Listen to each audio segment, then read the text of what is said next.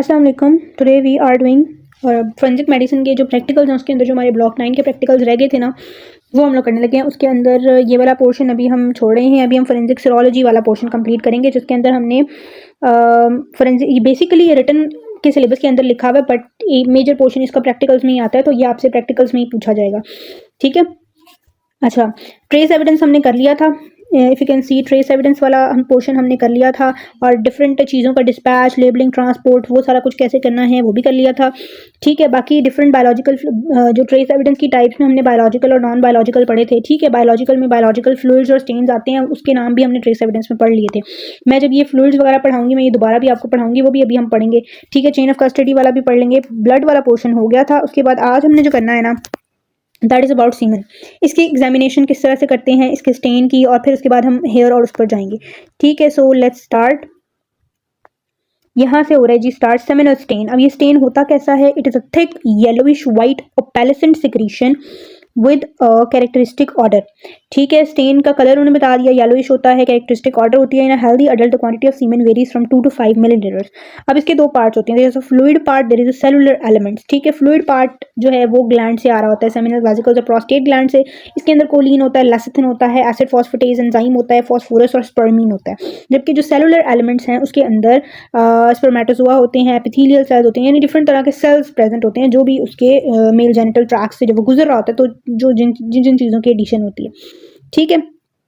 अब medical legal aspect ये पढ़ने का क्या है? The question of detecting seminal stain arises in charges of rape, sodomy and bestiality. हमने सेक्सुअल ऑफेंसेस के अंदर ब्लॉक 9 के अंदर पढ़ा था कि इन चीज़ों के अंदर वी हैव टू एग्जामिन, और अगर हमें कोई स्टेन मिलता है तो हमें उसकी भी एग्जामिनेशन करनी पड़ती है। अब उसको कलेक्ट कैसे करना है? If a seminal stain is on the clothing, आपने उस पोर्शन ऑफ क्लोथिंग को कट करना है, उसे ड्राई करना है ताकि वो खराब ना हो जाए, और फिर आपने उसको प्रिजर्व कर लेना इन केमिकल। ठीक है। अगर वो प्यूबिक हेयर पर है तो फिर आपने उस पोर्शन को कट करना है और फिर उसको एग्जामिन करना है। अगर वजाइना पर है तो फिर स्वैब्स और स्मीयर्स बनाने हैं, और फिर उसकी स्लाइड बनाकर उसको प्रिजर्व करना है। और उसमें आपने क्या करना है? 1 from outside the genitalia and 2 from the inner side of the genitalia. आपने जो सैंपल लेना है ना, स्वैब या स्मीयर लेना है, उसकी बात कर रहे हैं वो। ठीक है। अगर वो पीस ऑफ मॉइस्चर्ड क्लोथ पर है तो अगेन उसको ड्राई करना है, और अगर वो ड्राई है, किसी भी सरफेस के ऊपर पड़ा हुआ है या किसी शार्प वेपन के साथ है, तो फिर आपने जो है वो बल्कि आपने उसको खुद शार्प वेपन से वहाँ से, अगर वो ड्राई है किसी सरफेस के ऊपर, तो फिर आपने उसको स्क्रैप करना है वहाँ से, और फिर उसे एक ग्लास कंटेनर के अंदर जो है वो रख देना है ड्राई को। ठीक है। सो ये इस तरह से आपने इसको पैक करना है, कलेक्ट करना है। उसके बाद आ जाते हैं जी एग्जामिनेशन पर। इसकी एग्जामिनेशन के भी 3 पार्ट्स हैं, जैसे हमने ब्लड का पढ़ा, फिजिकल, केमिकल और माइक्रोस्कोपिक एग्जामिनेशन। सबसे पहले हम पढ़ते हैं फिजिकल और बायोलॉजिकल एग्जामिनेशन। 4 स्टेप्स हैं। फिजिकल एग्जामिनेशन में क्या हो रहा है? Seminal stain is gelatinous in consistency, white और yellow in colour. Normal quantity भी हमने पढ़ ली। नॉर्मल स्पर्म काउंट क्या होता है? 40 to 120 मिलियन पर ml, and it become liquefy और वाटरी आफ्टर 30 मिनट्स, यानी वो डाइल्यूट हो जाता है with time. On cloth it show variety of colour from red, brown, yellow to faint greyish in colour, because it can mix with blood, vaginal discharge, urine और faeces. तो उसका colour very कर सकता है cloth के ऊपर। It has a characteristic odor known as seminal odor. A preliminary examination under filter ultraviolet light can be made when stains such as those composed of urine or vaginal discharge and seminal fluid will show bright fluorescence. यानी ऐसा stand जिसमें contamination हुई हो vaginal discharge, urine या seminal fluids की, तो जब आप उसको माइक्रोस्कोप के नीचे देखेंगे तो वो ब्राइट फ्लोरेसेंस शो करेंगे, और उसमें आपका पास सेमिनल फ्लूइड का जो कलर होगा ना वो ब्लूइश वाइट आएगा। अगर उसके अंदर प्रेजेंट होगा तो ब्लूइश वाइट नजर आएगा, अगर नहीं होगा तो फिर नहीं नजर आएगा। केमिकल एग्जामिनेशन, ये सारी फिजिकल एग्जामिनेशन थी जिसमें जस्ट हमने उसको माइक्रोस्कोप के नीचे देखना है।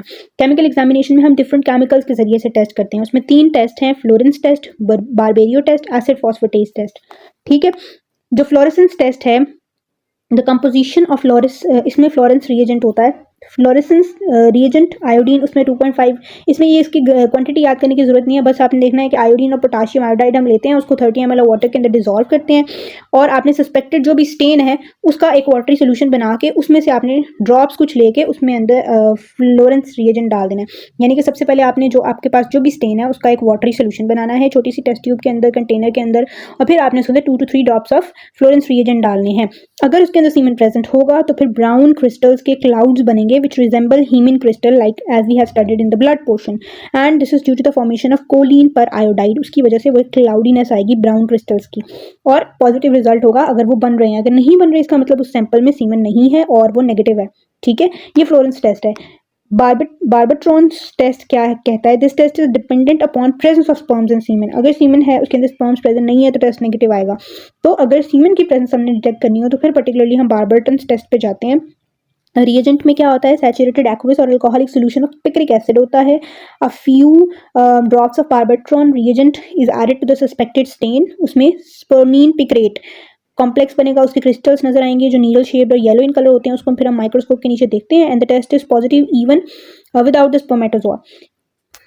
ठीक है, वैसे ये टेस्ट स्पर्म्स के लिए है, बट अगर स्पर्मेटोजोआ नहीं होते तब भी समटाइम्स टेस्ट पॉजिटिव आ जाता है, बट जनरली आपने इसका प्रोसीजर याद रखना है। उसके बाद है जी acid phosphatase test. Acid phosphatase is present in the semen of human and monkey. This is an enzyme which is normally present.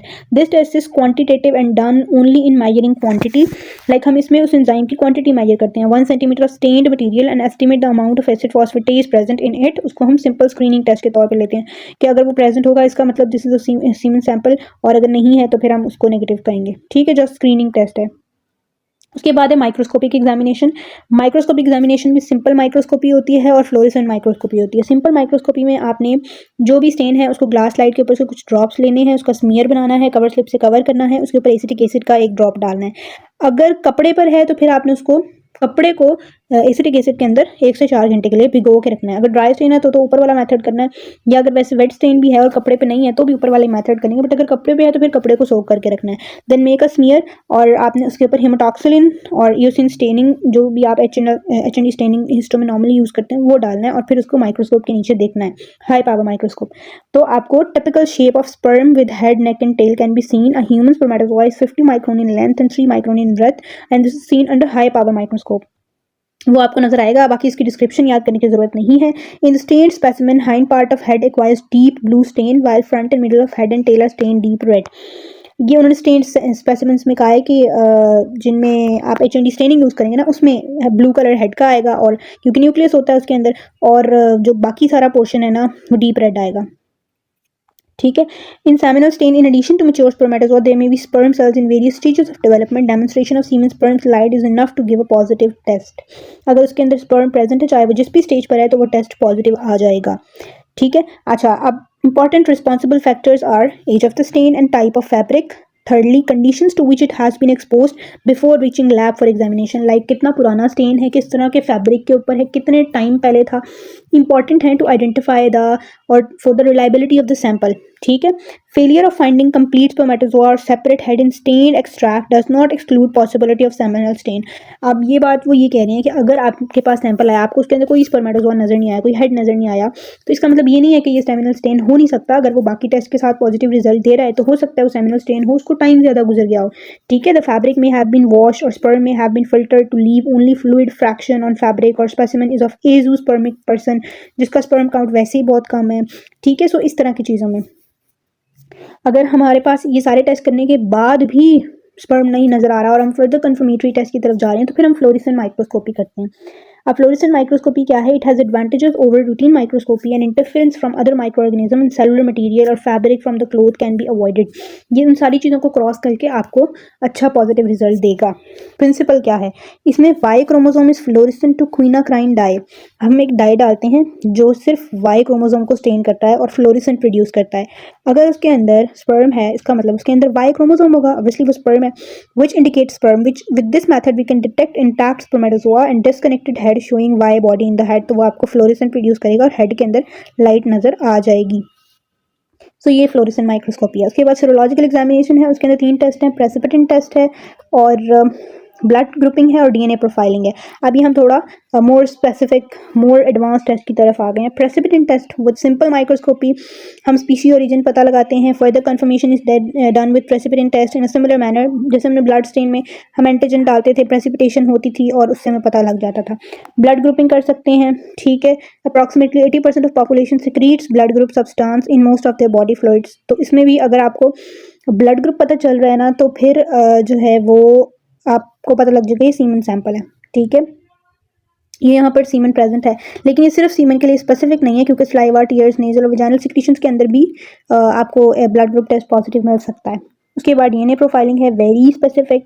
DNA typing and DNA fingerprinting for forensic purpose was held by doctor Alec Jeffrey he determine that each strand of DNA, ये तो आपको पता है ना, DNA से तो हम directly पता लगा सकते हैं, इसको डिटेल करने की जरूरत नहीं। बस आप अगर नाम एग्जामिनर आपसे पूछता है डिफरेंट मेथड, तो आपको एटलीस्ट सबके नाम जरूर आने चाहिए कि कौन से टेस्ट में, केमिकल एग्जामिनेशन में कौन कौन से टेस्ट आते हैं फॉर सीमन, ठीक है। तो बाकी ये इतना इंपॉर्टेंट नहीं है, इंपॉर्टेंट ब्लड वाला पोर्शन था सबसे ज़्यादा। हेयर हम आगे करेंगे, वो भी इतना इंपॉर्टेंट नहीं है, ब्लड वाला सबसे इंपॉर्टेंट था, बट आ सकता है तो आपको एटलीस्ट नाम सारे टेस्ट के पता होने चाहिए।